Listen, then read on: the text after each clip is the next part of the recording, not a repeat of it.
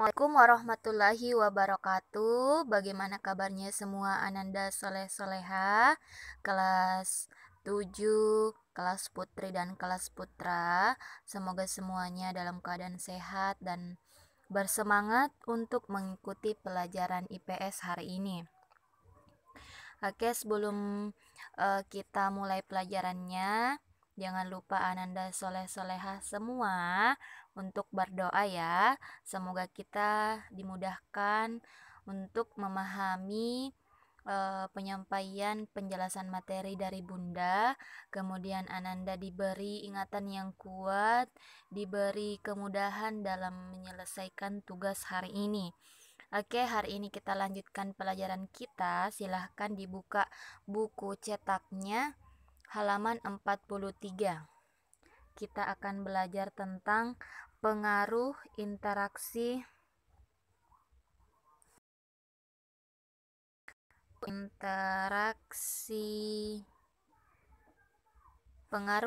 sosial terhadap pembentukan lembaga sosial, interaksi sosial, dan norma sosial. Oke, pada pertemuan sebelumnya kita sudah mempelajari apa pengertian interaksi sosial, kemudian kita mempelajari faktor-faktor psikologis dari terjadinya interaksi sosial, kemudian syarat terjadinya interaksi sosial, yang dimana ada dua syarat, yaitu kontak sosial dan komunikasi. Kemudian kita sudah mempelajari proses sosial, yaitu ada dua, proses asosiatif yang bersifat positif dan proses disosiatif yang bersifat negatif.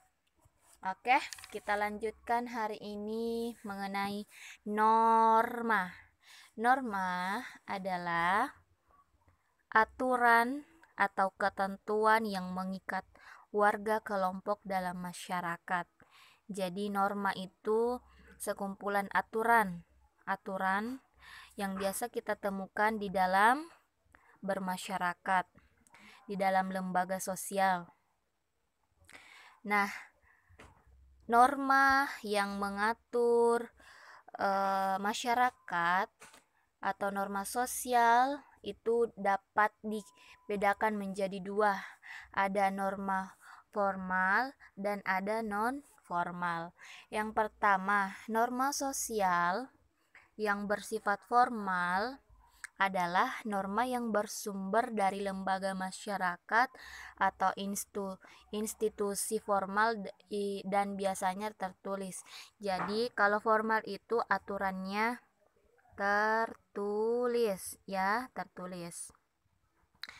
Contohnya aturan negara seperti konstitusi, undang-undang ya, surat keputusan, dan peraturan daerah, peraturan gubernur. Nah, itu semua merupakan contoh dari norma sosial formal karena bersifat formal, bersifat sah, dan biasanya normanya itu tertulis. Yang kedua ada norma sosial yang bersifat non formal. Nah, kalau non formal, norma yang biasanya tidak tertulis dan jumlahnya lebih banyak dari norma formal. Nah, kalau non formal ini biasa kita temukan di suatu daerah, misalkan seperti pantangan ya, pantangan yang tidak boleh kita lakukan. Biasa kita dengar pamali, biasa itu orang tua banyak pamalinya, banyak aturan-aturan non formalnya. Kemudian itu aturan-aturan tidak tertulis, tidak ada bukunya ditulis di dalam di dalam buku, tidak ada kumpulan-kumpulannya. Berbeda dengan undang-undang misalkan yang bersifat formal, karena itu memang aturan yang ditulis. Nah, aturan di keluarga biasa ya, aturan adat istiadat. Jadi adat istiadat suku, misalkan suku Bugis aturannya berbeda, suku Makassar dan lain sebagainya ya.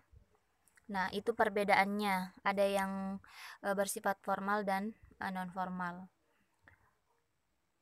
Oke, yang selanjutnya. Oke, norma dibedakan menjadi beberapa tingkatan dengan kekuatan memaksa yang berbeda. Jadi norma ini dibedakan dilihat dari kekuatan mengikatnya terhadap anggota masyarakat. Yang pertama ada cara atau usage. Nah, norma yang paling lemah. Jadi ini norma yang paling lemah, daya pengikatnya karena orang yang melanggar hanya mendapat sanksi apabila melanggarnya berupa cemoohan atau ejekan. Misalkan seseorang seseorang sedang makan tapi cara makannya itu mungkin mengganggu orang lain karena terlalu ribut, mengganggu pandangan, jadi biasa orang yang melihatnya mencemooh atau mengejeknya, misalkan tidak etis, atau misalkan ya lagi seseorang yang kita lihat kukunya panjang, kemudian kita mencemoohnya atau mengejeknya rantasa, jorok, atau mungkin juga kita melihat seseorang yang ke sekolah tidak mandi, biasa kita juga ejek ya. Oke, jadi sanksinya berupa cemoohan atau ejekan. Yang kedua, kebiasaan atau followays. Nah, norma ini atau aturan ini kekuatan mengikatnya itu lebih kuat daripada usage. Jadi kalau kebiasaan, nah kata kuncinya adalah kebiasaan. Jadi ini kebiasaan yang berulang-ulang sehingga menjadi aturan, terbentuk menjadi aturan. Nah, ya, biasa kita sebut dengan tradisi. Tradisi biasa yang ada di kampung tak beda-beda, walaupun sama-sama dipangkep, tapi biasa ada aturan atau tradisi yang berbeda-beda di setiap wilayahnya, setiap daerahnya. Misalkan tradisi pernikahannya ada beberapa yang berbeda. Nah, yang kedua, misal ini itu tadi contohnya ya, tradisi atau kebiasaan-kebiasaan yang dilakukan di suatu daerah. Nah, yang ketiga, tata kelakuan atau mores. Nah, tata kelakuan atau mores, aturan yang diterima masyarakat secara sadar dan atau tidak sadar yang dijadikan sebagai alat pengawas atau kontrol terhadap anggota masyarakat. Nah, kalau ini sanksinya berat, diberi sanksi berat dengan aturan yang berlaku. Oke, jadi ini tata kelakuan aturan yang berlaku di wilayah tertentu atau di setiap daerah yang dimana misalkan dia berfungsi sebagai alat pengontrol atau alat pengawas. Nah, jadi aturannya itu misalkan ya tidak boleh membunuh, tidak boleh menikah dengan saudara sendiri, kemudian aturan yang lainnya misalkan itu tadi dilarang membunuh, mencuri, menikah dengan saudara sendiri, pemerkosaan dan lain sebagainya ya. Jadi itu aturan yang membatasi seseorang, yang mengikat, yang sanksinya berat. Nah, yang keempat ada adat istiadat atau custom. Nah, pada umumnya tidak tertulis. Nah, biasanya itu memang kalau aturan adat istiadat atau tradisi itu biasanya memang tidak tertulis, tetapi memiliki sanksi baik langsung maupun tidak langsung. Nah, ini biasanya contohnya silariang. Nah, itu kan dilarang ya, tidak bagus. Biasa sanksinya biasa kita diusir dari kampung atau dicemooh sama orang kampung, tidak diterima, kita ditolak oleh keluarga karena mempermalukan keluarga misalkan ya. Oke, kita lanjut. Interaksi sosial. Nah, interaksi sosial antar individu dan kelompok maupun interaksi sosial antar kelompok menjadi awal terbentuknya lembaga sosial, kelompok ataupun organisasi sosial. Jadi interaksi ini hubungan individu dengan individu yang lain, hubungan individu dengan kelompok itu menjadi menjadi awal atau menjadi alasan awal utama terbentuknya lembaga sosial, lembaga kelompok ataupun organisasi sosial ya. Jadi itu menjadi dasar utamanya kenapa bisa terbentuk lembaga sosial atau organisasi sosial. Nah, lembaga atau institusi sosial dapat terbentuk. Nah, kita lanjut. Nah, lembaga atau institusi sosial dapat terbentuk melalui dua cara, yaitu tidak terencana dan terencana. Secara tidak terencana, maksudnya lembaga itu lahir secara bertahap. Jadi ada tahapan yang kita lalui untuk membangun lembaga tersebut. Biasanya terjadi saat masyarakat dihadapkan pada permasalahan atau berhubungan dengan pemenuhan kebutuhan hidup yang penting. Contohnya terbentuknya bank, koperasi. Nah, itu karena adanya permasalahan ekonomi misalkan ya, kita mencari solusi mengatasinya dengan membangun atau membentuk yang namanya lembaga sosial atau lembaga ekonomi supaya permasalahan yang tadi itu dapat terselesaikan atau teratasi. Jadi dia terencana secara bertahap. Oke. Yang kedua, ini terencana.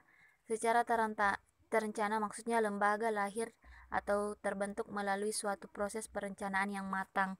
Nah, yang tidak terencana tadi itu juga walaupun di situ dikatakan tidak terencana, namun lembaga tersebut dibangun atau lahir secara bertahap, dia juga melalui proses.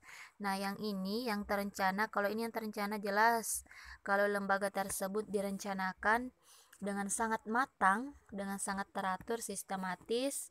Contohnya, lembaga transmigrasi yang dibuat oleh pemerintah, lembaga imigrasi, lembaga pengadilan, lembaga apalagi? Lembaga pendidikan. Nah, itu dibentuk secara proses yang matang, perencanaannya yang matang dan teratur.